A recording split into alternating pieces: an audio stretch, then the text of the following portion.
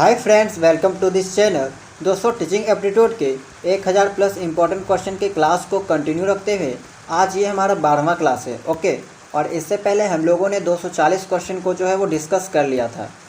I hope कि आपने उन सारे वीडियो को देख लिया होगा। अगर नहीं देखे होंगे तो एक बार जो है वो ज़रूर देख लीजिएगा, क्योंकि वो क्लास जो है वो आपके एग्ज़ाम के पॉइंट ऑफ व्यू से बहुत ही इंपॉर्टेंट है।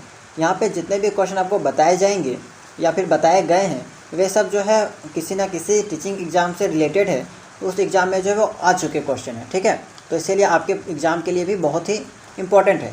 क्लास को शुरू से लास्ट तक ज़रूर देखिएगा। तो चलिए आज की क्लास को स्टार्ट करते हैं। दोस्तों, क्लास लंबा हो जाने के कारण जो है हम लोग 20-20 क्वेश्चन को ही डिस्कस करेंगे, ठीक है। 40 क्वेश्चन को डिस्कस करने से क्लास लंबा भी हो जाता है और वीडियो जो है वो अपलोड करने में भी जो है वो यहाँ पे दिक्कत आती है। इसलिए हम लोग छोटा छोटा स्टार्ट करेंगे।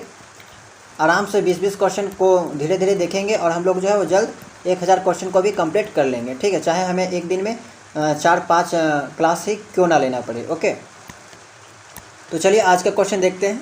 निम्नलिखित में से कौन से समाजीकरण के गुण वाहक हो सकते हैं?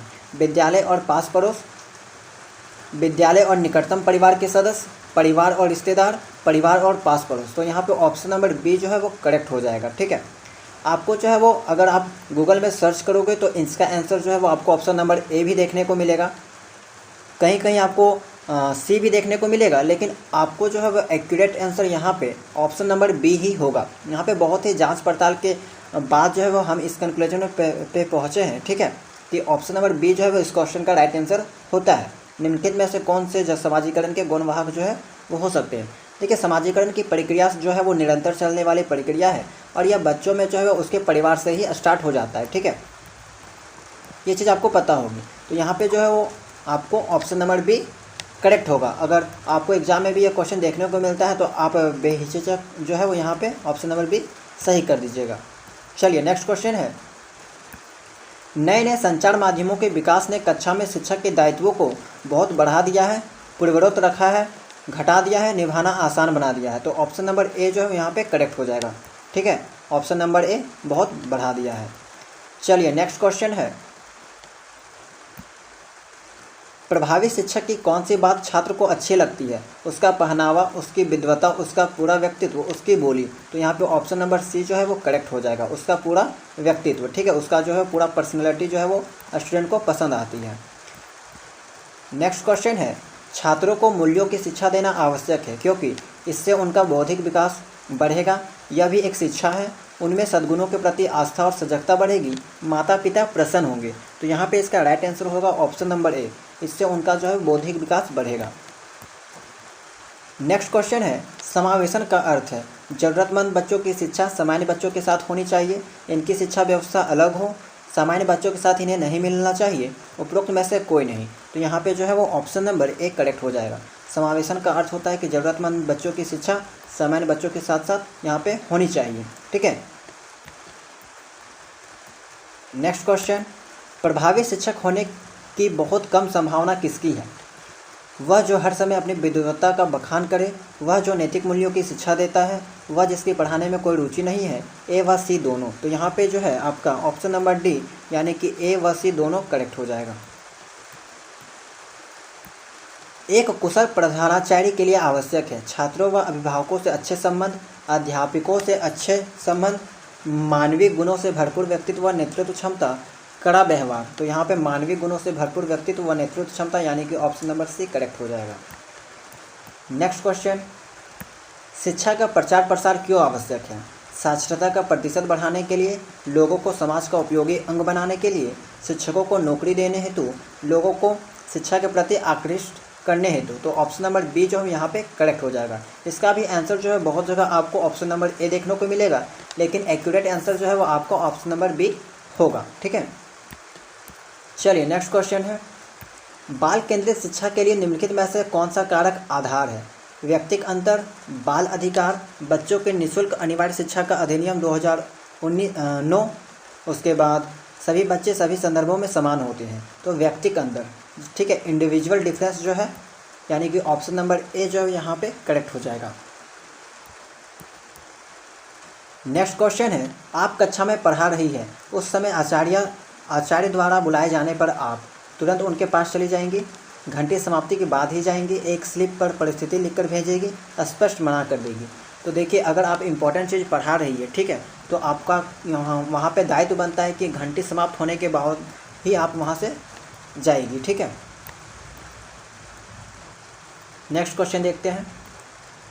प्रौढ़ शिक्षा इसलिए आवश्यक है ताकि, देखिए प्रौढ़ शिक्षा किसे कहते हैं, ये चीज़ के बारे में हमने पहले भी डिस्कशन कर लिया है, ठीक है। जैसे कि 30-40 वर्ष के लोग जो होते हैं वे किसी कारणवश शिक्षा ग्रहण नहीं कर पाते हैं, तो उनके लिए जो है वो यहाँ पे प्रौढ़ शिक्षा का प्रावधान है। तो यहाँ पे आपका जो है वो 4 ऑप्शन दे रखा है, इनमें से कौन सा राइट आंसर होगा ये आपको बताना है। तो प्रौढ़ों की संख्या सबसे ज़्यादा है, प्रौढ़ों को रोजगार प्राप्त करने में आसानी होगी, प्रौढ़ों को शिक्षित करना कम खर्चीला है, शिक्षित प्रौढ़ अपने बच्चों को भी शिक्षित बनाने की पूरी कोशिश करेंगे। तो यहाँ पे ऑप्शन नंबर डी जो है वो करेक्ट हो जाएगा, राइट। नेक्स्ट क्वेश्चन, अध्यापन प्रभावशाली हो सकता है यदि अध्यापक शिक्षण वहाँ से प्रारंभ करे जहाँ से विद्यार्थी पहले से जानते हो, विषय पढ़ाने का लंबा अनुभव रखता हो, विषय का अच्छा ज्ञाता हो, ये सभी। तो यहाँ पे आपका जो है ऑप्शन नंबर ए करेक्ट हो जाएगा, शिक्षण वहाँ से प्रारंभ करे जहाँ से विद्यार्थी पहले से जानते हो। छात्रों को चरित्रवान एवं अनुशासित बनाने के लिए आप छात्रों को इसका प्रशिक्षण देंगे, उन्हें अच्छे कार्य के लिए प्रोत्साहित करेंगे, स्वयं चरित्रवान और अनुशासित होंगे, उनके माता पिता को इस दिशा में प्रयत्नशील करेंगे। तो यहाँ पे जो है वो आपका right answer option number C हो जाएगा, स्वयं चरित्रवान और अनुशासित होंगे। क्वेश्चन नंबर 254 है कि यदि आपके विद्यालय के छात्र मिलजुल कर, यहाँ पे जुलकर होगा, काम करने में मुंह मोड़ते तो आप क्या करेंगे। सभी शिक्षक मिलजुल कर छात्रों के सम्मुख कार्य करेंगे, मिलजुल कर कार्य करने के महत्व को बताएंगे, इससे संबंधित उदाहरण प्रस्तुत करेंगे, इस विषय पर कोई पुस्तक पढ़ने को कहेंगे। दोस्तों इस क्वेश्चन का आंसर जो है वो आपको जगह जगह पे अलग अलग देखने को मिल सकता है, कहीं पे ऑप्शन सी आपको मिलेगा, कहीं पे ऑप्शन बी मिलेगा, लेकिन आपका यहाँ पे एक्यूरेट आंसर जो है वो ऑप्शन ए होगा। अगर सभी शिक्षक मिलजुल कर जो है वो छात्रों के सम्मुख कार्य करेंगे तो इससे स्टूडेंट के बीच भी सीख मिलेगी, ठीक है, कि अगर टीचर मिलजुल कर काम कर रहे हैं तो वहाँ से स्टूडेंट को सीखने को मिलेगी कि वो भी जो है वो एक संगठन बना के एकजुट होकर जो है वो काम करे। तो ऑप्शन नंबर ए जो है वो यहाँ पे करेक्ट हो जाएगा। नेक्स्ट क्वेश्चन है, विज्ञान पढ़ने वाले छात्रों में प्रयोग करने की क्षमता का विकास कैसे किया जा सकता है। कक्षा में उन्हें प्रयोग दिखाकर, प्रयोग के लाभ बताकर, उन्हें प्रयोग करने का अभ्यास कराकर, उन्हें घर से प्रयोग करके लाने का आदेश देकर। तो ऑप्शन नंबर सी जो है वो करेक्ट हो जाएगा, उन्हें प्रयोग करने का अभ्यास कराकर। नेक्स्ट क्वेश्चन है, कुछ अध्यापक कक्षा में अनावश्यक व्याख्या करते हैं और वही बात बात पर दोहराते हैं, यह समय को नष्ट करना है, कमज़ोर छात्रों के लिए आवश्यक है, संप्रेषण सिद्धांतों को ना मानना है, इनमें से कोई नहीं, ठीक है। तो यहाँ पे ऑप्शन नंबर सी जो है वो करेक्ट हो जाएगा। अब बहुत से लोगों का मानना है कि यहाँ पे जो है वो ऑप्शन नंबर बी भी सही है, ठीक है, लेकिन देखिए यहाँ पे जो स्टेटमेंट दे रखा है वो जो है वो संप्रेषण सिद्धांत के खिलाफ है, ठीक है। यानी क्लास में जो है वो एक टीचर द्वारा अनावश्यक रूप से, ठीक है, यहाँ पे अनावश्यक बोला गया है, जो कि आवश्यक ना हो, व्याख्या करते हैं तो वो जो है वो संप्रेषण सिद्धांतों के खिलाफ माना जाता है, ओके। तो यहाँ पे ऑप्शन नंबर सी जो है वो करेक्ट हो जाएगा। नेक्स्ट क्वेश्चन है, यदि विद्यार्थी पाठ में रुचि ना लेते प्रतीत हो तो शिक्षक को चाहिए कि वह कक्षा से चला जाए, दृश्य सर्व सामग्री को प्रयोग में लाकर पल को रुचिकर बनाए, शिक्षण विधि बदल दे, कक्षा में कोई अन्य कार्य आरंभ करे। तो शिक्षण विधि जो है वो बदल दे, ऑप्शन नंबर सी करेक्ट हो जाएगा। नेक्स्ट क्वेश्चन है, शिक्षण कार्य में आदर्श और नैतिकता से आप क्या समझते हैं। अच्छी शिक्षण व्यवस्था, शिक्षक और छात्रों में आदर्श और नैतिकता का बोधगम्य, शिक्षक का शिक्षण कार्य में नैतिकता का समावेश। नेक्स्ट ऑप्शन है कि शिक्षा को आदर्श और नैतिकता से जोड़ना। तो यहाँ पे जो है ऑप्शन नंबर बी करेक्ट हो जाएगा, शिक्षक और छात्रों में आदर्श और नैतिकता का बोधगम्य।